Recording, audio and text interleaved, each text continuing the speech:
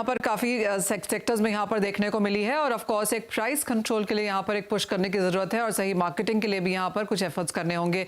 पूजा, ये सवाल आपसे है और आपसे हम लगातार बात करते भी रहते हैं।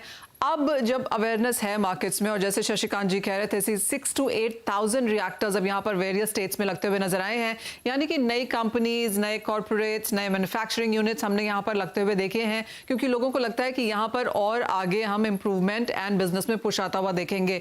जहाँ तक इन्वेस्टमेंट्स की और फंडिंग्स की बात है, इंडिया इस सेक्टर के लिहाज से कहाँ खड़ा है?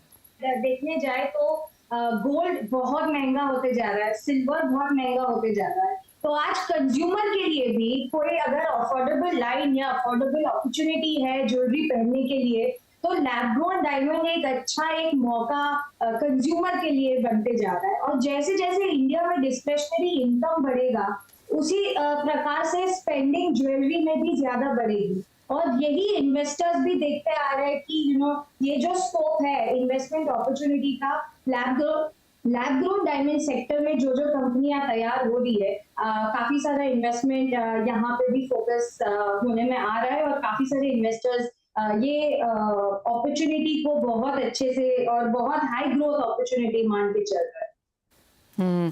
हाल ही में हमने भी एक छोटा सा फंडिंग राउंड क्लोज किया हुआ था एंड इस टाइम पे हम देख रहे हैं कि ना केवल कंज्यूमर कॉन्फिडेंस जिस हिसाब से बढ़ रहा है, हमने हमारे ब्रांडेड सेल्स को लास्ट ईयर से कंपेयर करें तो 4 टाइम्स सेल्स ग्रोथ देखा हुआ है कंपेयर टू लास्ट ईयर। तो जिस हिसाब से कंजम्पशन बढ़ते जा रहा है, आई थिंक ये 6 से 8 हजार बहुत ज्यादा कम पड़ने वाले इंडिया मार्केट को केटर करने के लिए हमको कम से कम अगले 5 साल में भी कम से कम 1 लाख मशीन की जरूरत पड़े, जिस हिसाब से ये कंजम्पशन ग्रोथ बढ़ रहा है। ऑलराइट, यानी कि बाइंग है, इन्वेस्टमेंट्स भी हैं, फंडिंग के भी राउंड्स यहाँ पर हो रहे हैं और पिछले 1 साल की अगर बात की जाए तो 4 टाइम्स इंक्रीज यहाँ पर सेल्स ग्रोथ में भी बनता हुआ देखा है।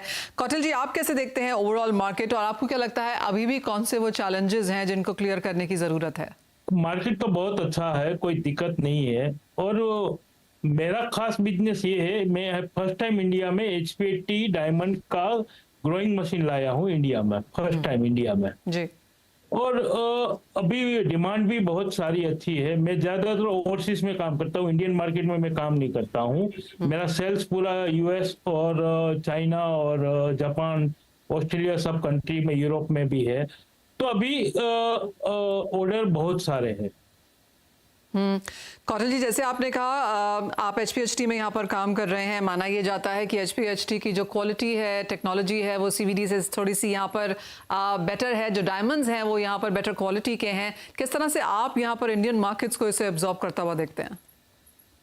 देखो, अभी तो मैं फर्स्ट टाइम इंडिया में पूरा टेक्नोलॉजी लेके आया हूँ, 2 साल हो गए हैं। मैं सारी मशीन लेके आया हूँ, बहुत बड़े मशीन रहते हैं CVD से HPHT का, लेकिन वो सब रशिया और चाइना से इंपोर्ट होता है। तो मैंने जरा शुरुआत की है और अच्छी शुरुआत की है, तो अभी देखते हैं क्या होता है। लेकिन प्राइसिंग का प्रॉब्लम है, थोड़ा प्राइसिंग डाउन हुआ है, लेकिन इतना थोड़ा मार्केट अप हुआ आएगा तो मेरे हिसाब से सब सही हो जाएगा। राइट। प्रीति, आप कैसे देखती हैं मार्केट्स को, क्योंकि सब लोग यहाँ पर प्राइसिंग पे आके अटक रहे हैं और यहाँ पर जो लोज थे वहाँ से कुछ स्टेबिलिटी हमने ज़रूर मार्केट्स में आते हुए देखी है।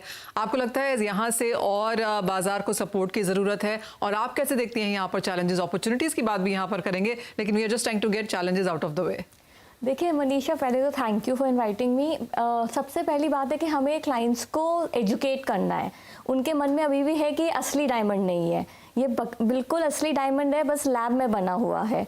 इनके फ़ायदे ऑब्वियसली क्लाइंट्स के लिए ये होते हैं कि प्राइस पॉइंट, इससे बड़ा एडवांटेज क्या होगा? एक नॉर्मल सर्विस क्लास जो फैमिली है वो भी अफोर्ड कर सकती है इसको। सेकेंड चीज़ ये है कि ये भी समझना है हमें कि जब इतने वॉर चल रहे हैं, वॉर में रियल डायमंड्स का सप्लाई और डिमांड में फ़र्क पड़ेगा, क्योंकि माइनिंग ही नहीं हो पाएगी। अभी यूरोप की भी हालत ख़राब है, तो इसीलिए इसमें मैं एक्सपेक्ट कर रही हूँ कि लैब ग्रोन डायमंड्स की जो भी डिमांड है वो इंक्रीज ही होने वाली है आने वाले समय में। हाँ, मैं एग्री करती हूँ कि हमें थोड़ा सा प्राइस पॉइंट में एक स्टेबिलिटी लानी है और थोड़ा सा सर्टिफिकेशन को भी एक प्रॉपर तरीके से शायद इंडियन गवर्नमेंट को इसमें देखना चाहिए या डायमंड काउंसिल को, उसको अगर हम सही कर लेंगे तो मेरे हिसाब से ये काफ़ी अच्छी जगह, जैसे लास्ट टाइम भी अगर मैं देखूं, अगर आप मार्केट को देखेंगे अभी भी लैब ग्रोन डायमंड 17% पूरे डायमंड मार्केट को रूल करने लगा है ऑल ओवर वर्ल्ड। तो वो उतना मतलब इट्स अ गुड स्टार्ट देखा जाए तो। एंड आपको मैं एक बहुत इंटरेस्टिंग चीज़ खुद बताती हूँ एक इन्वेस्टर्स पॉइंट ऑफ व्यू से। अभी जो मेरी कंपनी है ज्यूल्स बाय प्रीति, अब इस साल के आखिरी तक हम 10 या 15 आउटलेट खोलने वाले हैं। तो जो हमारे इन्वेस्टर्स हैं जिनसे हमारी बात हो रही है, उन्होंने ये बोला कि एटलीस्ट 40% आप डायमंड लैब ग्रोन डायमंड्स रखिए अपने स्टोर में।